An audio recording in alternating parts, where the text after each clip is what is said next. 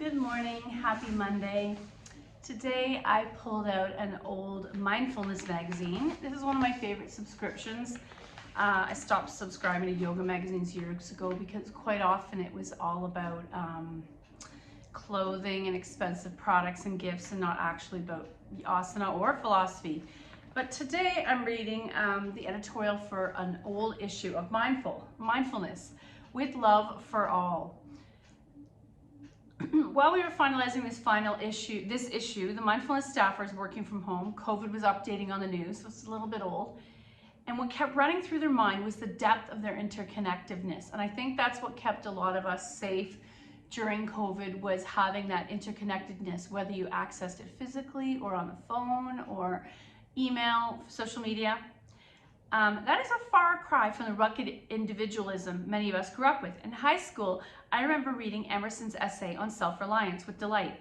It quintessentially American view on how to live, avoid conformity, trust your own worth, and combined with Bruce Springsteen's Born to Run, and I was raring to seek adventures where my heart met, and I did. But now that that bold individualism doesn't feel so alluring, so maybe that's kind of part of nature while we're younger to get us growing and changing, and then as we age we want to come back to our flock. What's calling now individuality collectively is banding together to support one another, to bring kindness where there is pain, generosity where there is need, vulnerability where there is hardness, all softened, smoothed, and strengthened by one thing knitting it all together: love. The loving kindness of interconnection. And we talk in yoga often about let's look for sameness instead of separateness. Indeed, loving kindness seems so much wiser, like the grown-up elder who welcomes the young hero from his or her adventures back into the fold, and the mature love of community. Hey Google, turn volume down. And loving kindness seems vital to pull us all through this global pandemic, and now as we're discovering the slow return back to normal. Hopefully we do return back to normal. From the heroism of healthcare workers and many others at the front lines to the ingenuity of artists, teachers, innovators finding ways to uplift others and stay connected online and eventually reinvent their businesses coming back into person. To ease the fears, to communities, neighbors, and families, we all pitched in and pulled together. And I feel like we need to really go back to that level of kindness that we were trying to communicate during COVID, and then we have an opportunity to be back together again, and quite often it's hard to draw everybody back again. We are all in this together, and together we will find a way back to our normal. With that in mind, this issue of this magazine was all about loving kindness. And there's a very famous loving kindness expert that shows up a lot in the meditation and mindfulness world. Her name is Sharon Salzberg, and she's always writing about the relevance of loving kindness. I believe in the possibility of a world where our interconnection is deeply known and a motivating force, where no one's left out, where change might be hard, but it's always seen as possible, however stuck we may feel given in any moment. That idea that COVID actually, even though there was a lot of suffering and death and loss of businesses, it actually collectively drew us closer together, even though we needed to be apart. It emotionally drew us together. I hope you create love and kindness in your own community. So I like that as a lovely sentiment to start the year with. We're gonna start with an animal card. What is our theme today? I was drawing a blank what we should do. Turtle, oh, isn't that good? You know I love forward folds. And what I love about turtle is it takes forward fold and goes even deeper within, so it's a personal experience. No one cares how far forward you're bending. Stop trying to make something happen and retreat. So that's interesting. Stop trying to make something happen. One of the yamas, or niyamas, is not satya. Satya is truthfulness. Asteya is non-stealing. Not trying to get your body into a position or a yoga or a job that is not meant for you or your body. And I feel like turtle and not trying to deep forward fold if it's not available to you, you're going to your level. Every single person's version of turtle or forward fold is going to be unique to themselves. There's not a whole lot you can do right now to influence the situation you're inquiring about. It's best to back off and wait till the time to move forward. There's nothing wrong with that, especially given the futility of trying to make something happen. Patience is what's called for. Eventually you can stick your neck out a little time. I feel this definitely applies to us with winter. Patience is what we're going to be expected. You can stand to spend some time by yourself in nature, away from the intensity of our usual life. Although we call it a retreat, it's actually more of a move forward towards the peace and harmony you find in the woods, the mountains, the seashore. Doing so helps you connect with Mother Earth, and when you do, it helps put everything in proper perspective. The ocean's been there a long time and will continue to be. So, toughness, femininity, slowness. So, we're going to focus on forward folds, which needs a lot of stretching in the back body.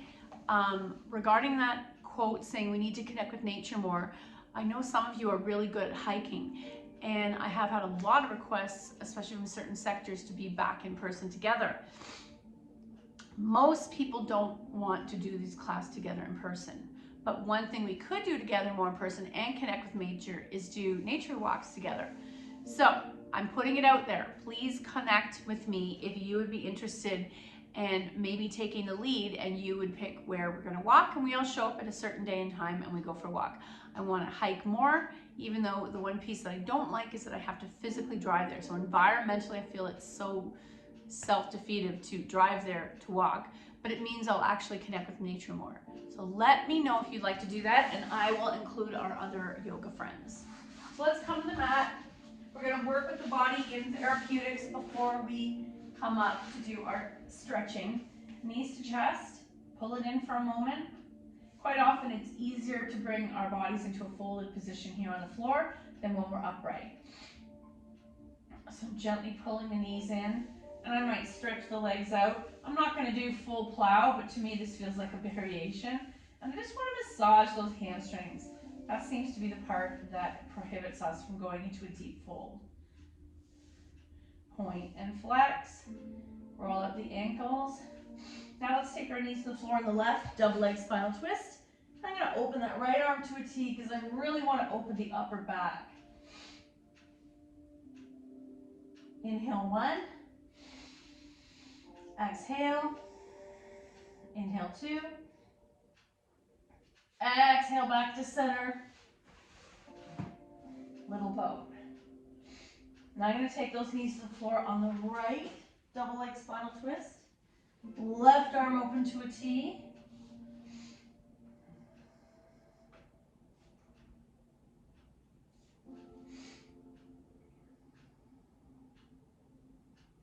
Back to center, little boat. Now we're going to take our right leg in. Left leg slides straight, and this is my first stretch of that left hip. So I'm going to point and flex a few times, and essentially you're stretching the front and back line tissue of your legs, ultimately helping your back. Left hand takes right knee over, single leg spinal twist. You're going to keep that right shoulder anchored. Back to center, little boat. Left leg in, right leg extends. Point and flex. Roll out the ankle. Now let's take right hand, we'll take left knee over, single leg spinal twist. Back to center, little boat. Or egg beaters if you're feeling tight in your hips. I'm going to pull them wide for one moment. This is another piece that we need for turtle. Wide open hips as our body folds into ourselves, or retreats or surrenders. So I'm going to take palms to inner knees, press them away from center so we're stretching the inner thighs and groin. So you can stay here with dangling ankles, you can flex, or I like to grab the shins and pull those knees in but keep them wide. Releasing the feet into the air but keeping those knees bent. We're coming into setup for happy baby. This is one of my favorite poses also to help with any tension in the body. You're pulling the knees towards the armpits, but at the same time we're pressing the lower back and tailbone down. Shoulders are down, and let the chest fall wide. Tilt your chin to the sky. We want to create that curve in the neck.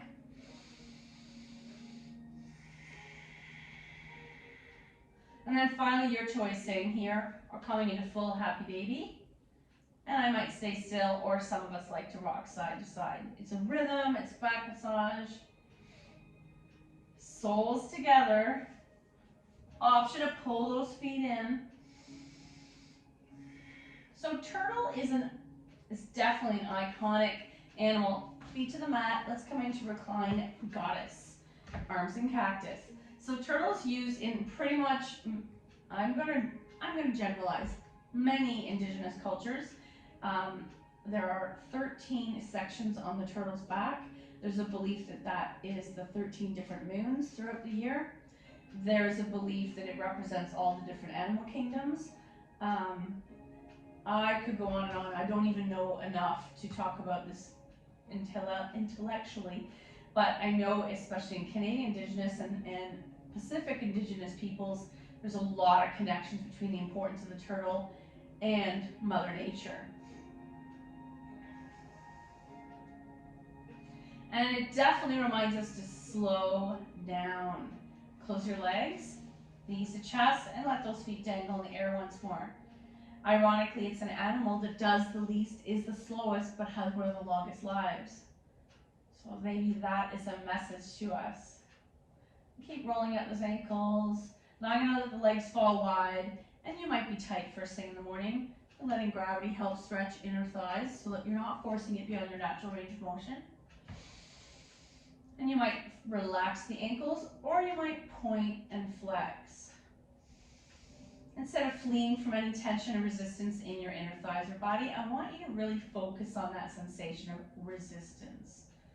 We often want to get what we want, and when something is difficult, we flee from it. I want you to face it right now.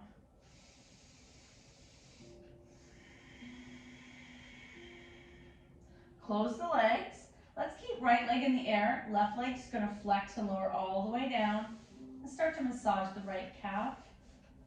And while you're massaging it, you're attempting to bring the leg towards you. Instead of you folding to the leg, which happens when we're upright, I want to try to bring that leg towards me. I'm addressing the tension in the back of my body. And, oh, looky here, someone took my strap. Those karate people. So I'm going to point and flex here. I can feel the calf and the hamstring waking up. You can choose to stay here. You can interlace your hands and just stay here. Or you can grab that toe or calf, inner thigh, and open that leg out to the side. Address what's happening on the left side, no tipping. Back to the sky, knees to chest, little boat. Feet in the air once more. Point and flex. Fan out each toe, get the air out of the joints. Right leg's gonna lower, flex all the way down, slow and controlled. What happens in that right hip when you do that? Maybe massage any tension in the hip flexor, and then give some love to the left leg. Point and flex. Roll up the leg, and we talked about interconnectedness earlier. When I notice, I'm gonna close my eyes, and anytime I move even my foot or ankle, I feel this ripple effect in all different parts of the body. Point and flex. So option to stay here, option to interlace behind the thigh and flex, keep it upright.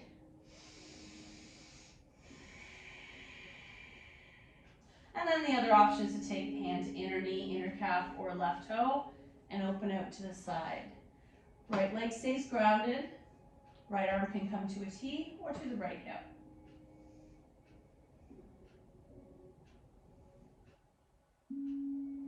Back to the sky, little boat. Now because some of turtle, the comfort in turtle, I won't say success, the comfort in turtle is in open hips, folding into yourself. Let's quickly do eye of the needle. So knees are bent, right foot flexes onto left knee, right hand pushes right knee open. Take a moment, take your right thumb and massage your right hip and thigh where they connect. That's your hip flexor. Draw the left thigh towards you while pressing the right knee away. And you can do this seated on your work. In your eyes, in your mind's eye, close your eyes. Notice the tension. We're facing the resistance. When I press the knee away to the opposite wall, I'm feeling hip, thigh, and glute all working together.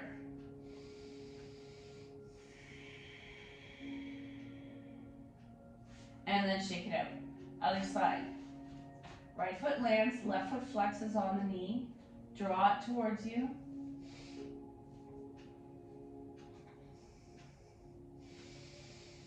Option to push that knee away while pulling right thigh towards you.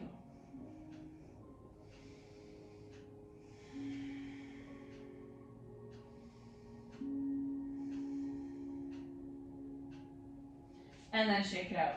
One more time. Let's take those feet in the air. We want to keep addressing the back of the body. So point and flex. You might find it easier to grab these toes now. Keeping the bum down, can you encourage these thighs, or sorry, the shins towards you? Keep the bum down. Sometimes when I'm teaching teens, the boys especially, they'll try to bring the legs to them and their bum is way in the air. Root down through the whole back body, then try to bring the legs towards you. There doesn't have to be a lot of movement. And then legs wide one more time. Option to grab the toes or inner thighs, inner knees.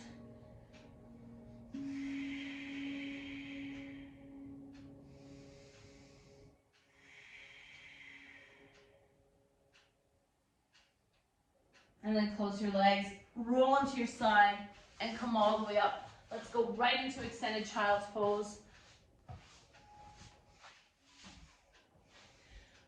I like to tuck the toes and press back, so I'm stretching the toes. Palms are pressed wide. Let me come on a bit of an angle for you. So here, I like to press the palms wide, turning on Hasta Bandha. I'm rooting down through all 4 points of the palm of the fingers. Toes are tucked, belly's engaged, and then I'm going to press back. And now I might wiggle my hips side to side, deepening the stretch. You might let your head dangle if that feels good. I don't feel it feels very natural. And then coming to full extended child's pose, or touch the toes, widen the knees, wide leg extended child's pose, chest to the floor.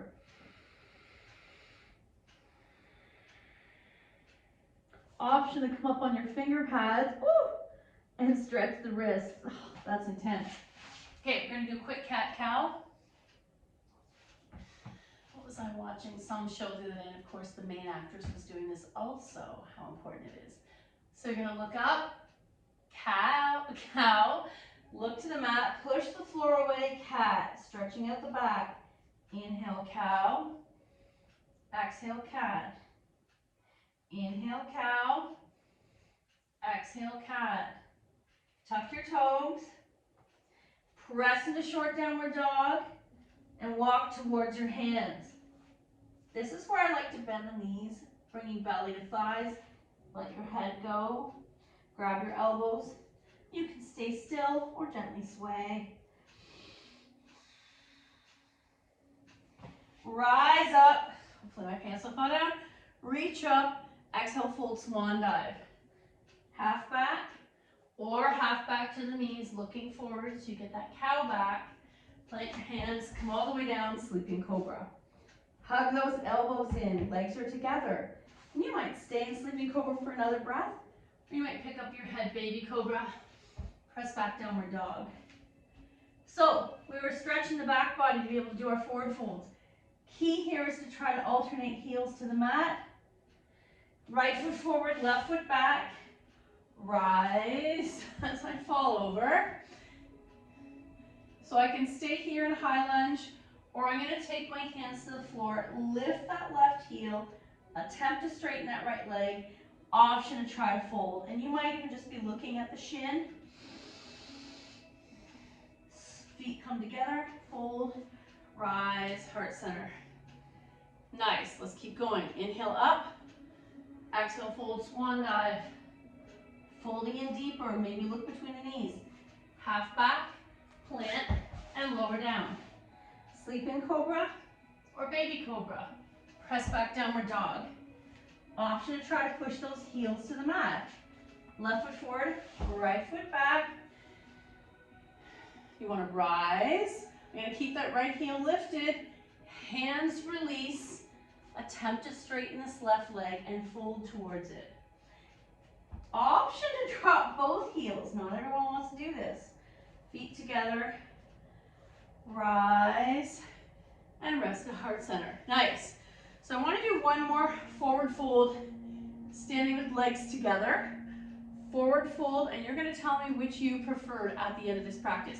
Were the seated forward folds better in your body or standing? First variation, legs together, bend the knees, belly to thigh, hands to floor, drop your head. Can you say yes, no? And then an option to come in a little deeper. So that might mean keeping the knees bent and you look between your calves. It might mean grabbing those calves and folding in. It might mean grabbing the big toes. It might mean stepping on your palms. Let's do one more breath with legs together, forward fold, and then come all the way back up. Oh, now let's do a wide leg forward fold standing, because then we're ready to come to the floor and do the floor variation. So legs are as wide as it feels good. And the reason, by the way, all this time these classes are only 30 minutes is when I attempt to do even 1 minute more than 30 minutes, it takes like 12 hours to upload. So, less is more. You can also add your own shavasana at the beginning and end of this practice. My feet, I'm going to turn slightly in. I'm going to bend the knees and come to the mat. Fold. So I might stay here, coming into half back. I might fold a little deeper. Everyone's got a different hamstring. And then come back in. Let's take a quick squat. And I'm looking at the time. I think we're okay for time. Oh, yes, we are okay for time. Okay, we just did a wide leg forward fold. Now we're going to do wide leg forward fold seated. Then I want to do the standing one, but using blocks. And you're going to tell me, because sometimes the length of our arms determines how that pose feels in our body. Feet are flexed, and you're going as wide as it feels good naturally. Hands to center. Actually, I'm going to soften the feet first. I'm not even folding, I'm literally just leaning my body weight forward. Sits bones are down. Fingertips to the mat, and hinge. Where do you feel that in your body? Today I feel inner thighs equally as well as hamstrings running into my sit bones. So I might hinge and come back up. So this is all with relaxed ankles. Option to flex it. What that's going to do is definitely going to, excuse me, it's like when you tighten the strings of a guitar. I'm tightening the back lines of the body. Hinge, and I feel that resistance a lot more apparently. And now I'm going to relax those ankles. I like that feeling better. And upright. Bring those legs together and roll out the ankles. So let's try butterfly. That is where I pull those feet in as close as I can towards my bum. I like to interlace the hands around those feet, pressing the soles together. At the same time, I'm energetically pressing these to the mat. I can feel the right side wants to go a little lower. This isn't a competition. I can feel my dominant side hesitating. So I might alternately do this. Now, this is enough. Some of us might open our ankles, and that's going to help me open this hip, or at least acknowledge the difference between our hips. Next variation. So if I try to do a forward fold here, there's not a lot of movement. It's because the hip socket and the hip ball and joint physically are butting into each other.